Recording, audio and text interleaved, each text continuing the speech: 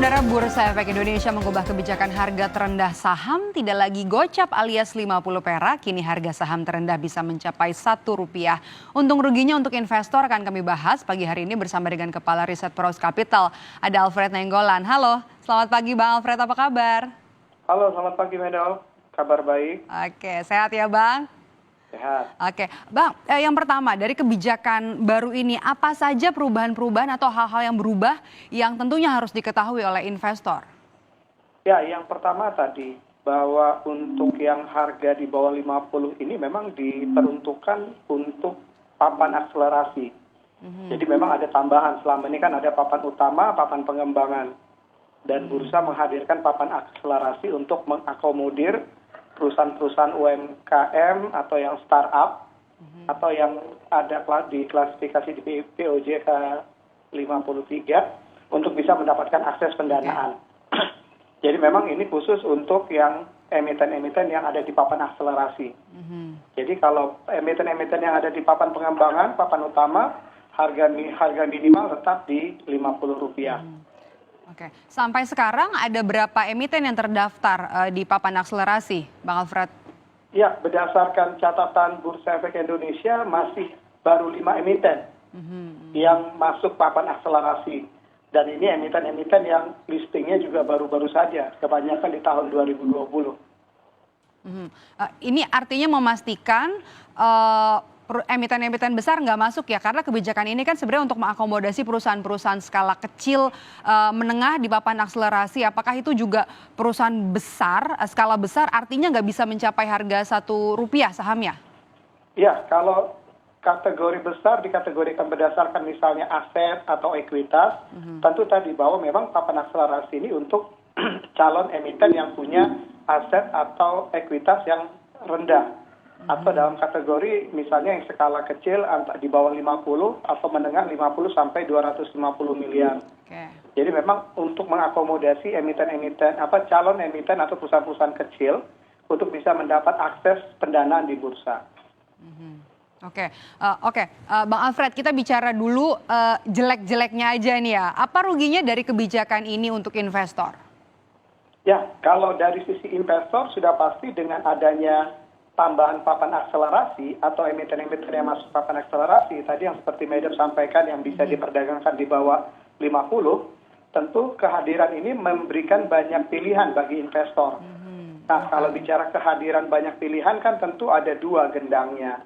Artinya dari sisi positif, instrumen pilihan investor bisa semakin banyak. Lebih banyak. Tapi yang kedua, ketika semakin banyak tentu masing-masing pilihan menghadirkan resiko yang berbeda-beda.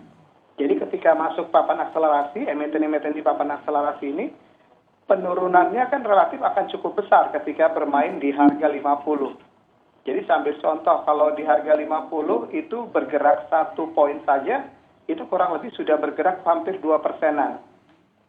Jadi tentu semakin kecil nominal harga sahamnya, pergerakannya akan membuat ruang gerak secara persentasenya semakin besar, sehingga volatilitasnya semakin besar juga. Nah, ini yang tentu menjadi pertimbangan dari sisi mekanisme perdagangan, khususnya persyaratan perdagangannya. Yang kedua, bicara masalah size bisnis, size usaha.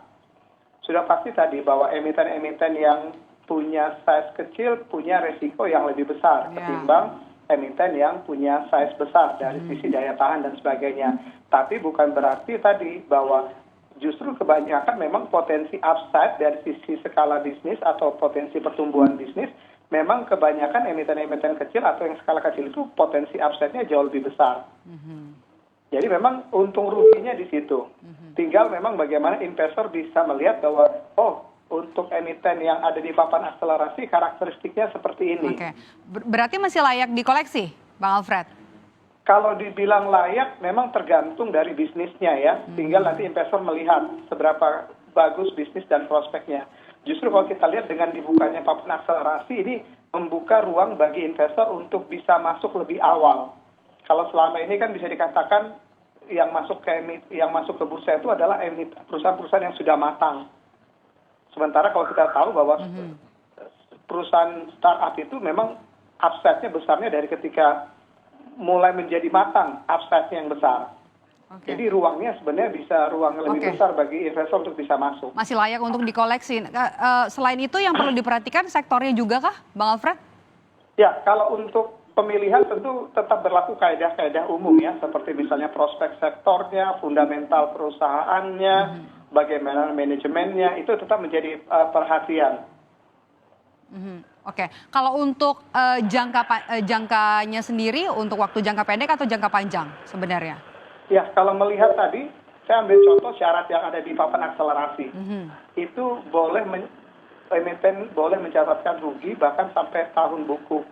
Tapi maksimal sampai tahun buku ke-6 atau tahun buku ke-10. Artinya memang cukup panjang. Jadi dengan konteks seperti ini memang mau tidak mau memang untuk yang jangka panjang. Tapi kembali lagi kalau melihat dari sisi volatilitas yang seperti saya sampaikan, ini menjadi ruang bagi para trader juga. Karena tadi kan volatilitasnya cukup besar. Sekali pergerakan untuk yang di bawah 50 bisa di atas 2%-an. Jadi ini juga sebenarnya untuk ruang trading juga besar. Cuma memang sampai sejauh ini untuk 5 emiten yang ada di papan akselerasi kita, itu memang likuiditasnya masih belum cukup bagus. Oke, untuk jangka panjang kira-kira berapa tahun tuh, Bang Alfred? Kalau jangka panjang ini mungkin mesti siap dengan periode yang lebih panjang lagi ya. Bisa sampai 3-5 tahun ke atas. Karena memang tadi bahwa untuk masuk atau emiten yang ada di papan akselerasi ini memang adalah emiten-emiten yang memang masih bisa merugi, sudah bisa listing. Artinya dalam 2 tahun ke depan merugi juga masih bisa listing. Jadi hal yang seperti ini yang memang tentu harus dipersiapkan oleh calon investornya. Oke, jadi boleh disimpulin Bang, apa yang perlu diperhatikan, dicermati oleh investor? Ya, yang dicermatin adalah karakteristik emiten-emiten yang listing di papan akselerasi yang harga sahamnya boleh di bawah 50. Jadi memang itu yang harus dilihat oleh investor. Resikonya harus siap dari sisi resiko perdagangan. Ketika ruang pergerakannya tadi saya katakan punya volatilitas yang besar. Jadi kalau untuk bicara masalah pilihan, kalau memang sudah confirm untuk yang investor yang long term, tinggal mereka melihat memang dari sisi prospek sektor dan faktor fundamentalnya. Itu tetap menjadi prioritas nomor 1. Jadi bukan berarti bahwa untuk emiten yang ada di papan akselerasi ini tidak boleh untuk menjadi instrumen investasi bagi investor. Tinggal investor harus lebih cermat lagi. Jadi bagi investor yang memang punya pemahaman yang kuat, khususnya bicara masalah analisa dan sebagainya, mungkin ini bisa masuk ke sini. Tapi bagi investor yang masih awam, yang masih belum cukup paham, masih meraba dan sebagainya, mungkin kurang pas untuk berinvestasi di sini. Di papan akselerasi. Oke, baik, terima kasih sudah bergabung dan juga memberikan informasi. Kepala Riset Pros Capital, Bang Alfred Nainggolan sudah bergabung bersama kami di Kompas Bisnis pagi hari ini. Terima kasih Bang Alfred, sehat selalu. Sama-sama.